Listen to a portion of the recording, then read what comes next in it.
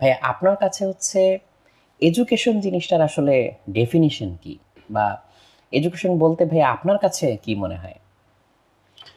আসলে আমি একদম এক বাক্যে যদি বলি, আমার কথা হচ্ছে এডুকেশন হচ্ছে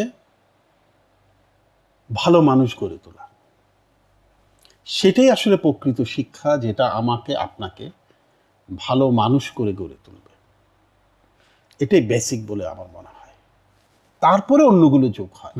আমার কোনো একটা সেক্টরে আমার স্পেশালিটি, কিংবা আমার দক্ষতা, আমার গ্রেড, এগুলো পরের ব্যাপার।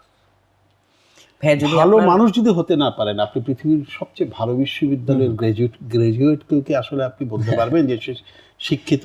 পারবেন না। হ্যাঁ, তার মানে হচ্ছে এখানে আসলে মানে মানুষের আচরণে বলি বা মননে বলি ইতিবাচক পরিবর্তন আনতে পারে যে জিনিসগুলো, সেটাই শিক্ষা, সেটাকে আমরা শিক্ষা সেটাই বলবো। শিক্ষা, সেটাই শিক্ষা।